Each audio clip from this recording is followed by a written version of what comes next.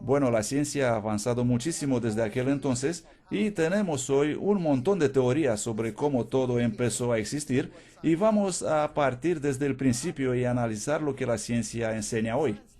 ¿Cómo empezó la vida?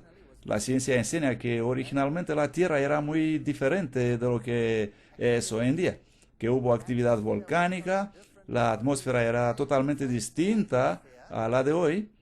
De hecho, la atmósfera consistía en gases como el metano, el amoníaco, el hidrógeno, de agua y otros componentes.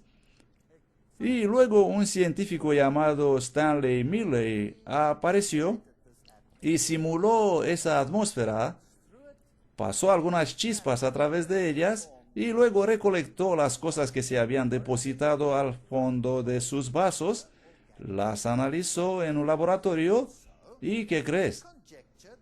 Había ahí material orgánico. Y de este modo empezó a conjeturar que originalmente en el planeta podría haber existido una sopa orgánica con un montón de moléculas orgánicas que se habían formado ellas mismas y desarrollado a través de largos periodos de tiempo en moléculas necesarias para la vida y luego mediante varios procesos finalmente se reunieron para formar los primeros organismos vivos. Eso parece muy bonito y bien, excepto un gran número de problemas existentes. Primero, la atmósfera debe ser una que no contiene oxígeno. Esto es muy importante, por lo tanto, se supone que la atmósfera reductora de la Tierra primitiva contenía hidrógeno, amoníaco, dióxido de carbono, metano, nitrógeno y agua. ¿Y de dónde vinieron todos esos? Bueno, ellos dicen que de los gases volcánicos, aunque los gases volcánicos también están asociados con el monóxido de carbono, dióxido sulfúrico, así que no encajan muy bien, pero no pasa nada. Digamos que era como la actual atmósfera con oxígeno, y aún así la evolución de las moléculas había sido imposible porque el oxígeno quema todo. El oxígeno había destruido todo el proceso de desarrollo debido a la oxidación. Por eso todos los científicos están de acuerdo que debió haber sido una atmósfera reductora. Pero ¿qué hizo Miller? Él produjo chispas en esta atmósfera y recolectó lo que se formó y lo analizó. Si hubiera dejado todo en esa atmósfera para un siguiente ciclo, entonces todo lo que se había formado hubiera sido destruido por el siguiente proceso. Así que necesitaba una salida. ¿Pero existe alguna salida en este planeta entonces? Probablemente no. Pero existe un otro problema. Y este es que algunas moléculas de vida para formarse necesitan diferentes circunstancias. Por ejemplo, si observamos los aminoácidos, vemos que existen diferentes aminoácidos y cada uno de esos aminoácidos tiene este grupo NH2, este grupo amino, como aquí. Y este aminogrupo NH2 tiene que, por supuesto, ser derivado de esa atmósfera y viene del amoníaco. Ahora, si tienes amoníaco en la atmósfera, el azúcar no puede formarse. Así que existe un grave problema. Además, necesitas un ambiente muy ácido para formar eso y luego debes tener solamente el aminoácido exacto formado y eso no se puede porque cuando tú pones las chispas en el ambiente obtienes aminoácidos de ambos grupos. Obtienes todo tipo de aminoácidos donde el aminogrupo se une a todos estos carbonos a lo largo de la cadena y no necesariamente al primero carbono cerca de este primer grupo, que es el grupo carboxilo. Por lo tanto, si tienes un solo aminoácido equivocado en alguna parte de la cadena, todo se vuelve disfuncional.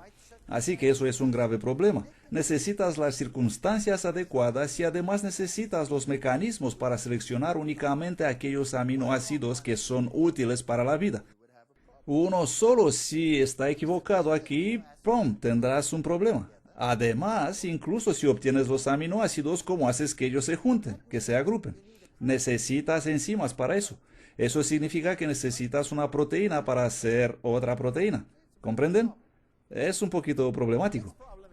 El siguiente problema es que si quieres obtener los bloques constructivos de ADN que contienen nuestros genes, entonces necesitas circunstancias totalmente distintas. Para poder desarrollarse, necesitas eliminar todo el nitrógeno de la atmósfera, cambiarlo en una solución de cianuro, multiplicarlo por 10, disolverlo en el océano, y así puedes obtener esas moléculas. Pero entonces no tendrás nada más.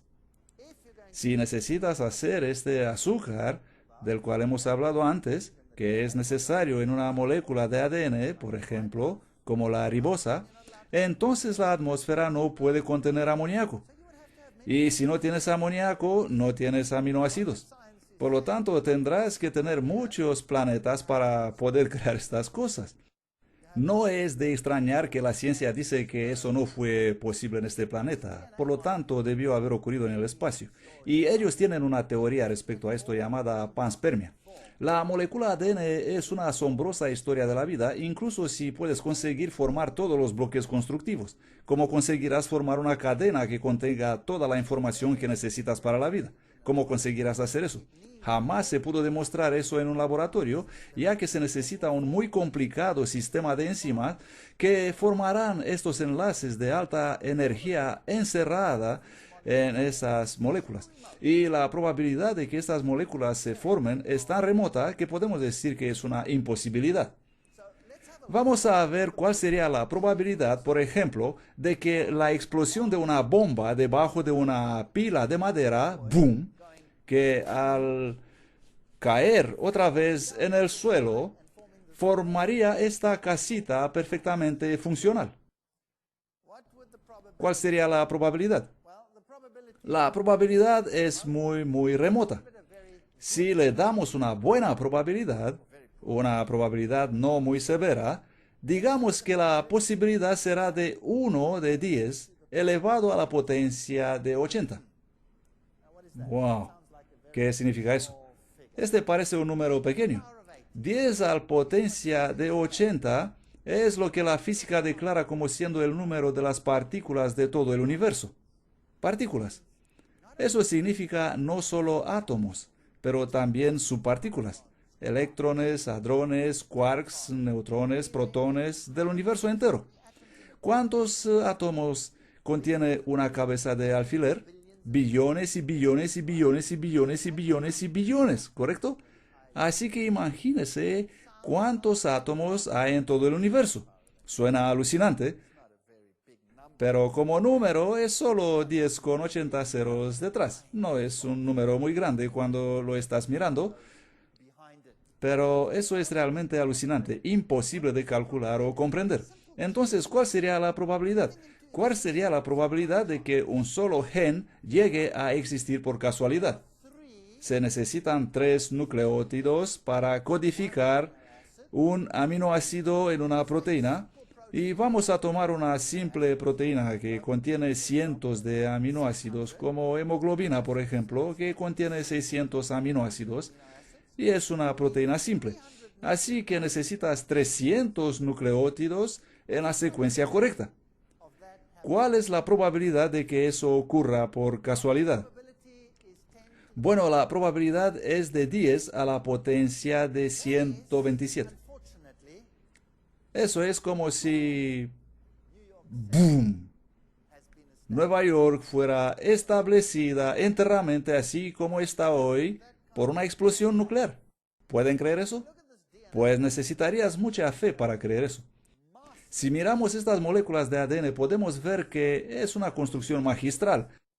Consiste en estas dos espirales que forman el marco de las moléculas de fósforo y las bases entre ellas, y en la secuencia en que están basadas se encuentra la información sobre todo lo que ocurre en la célula.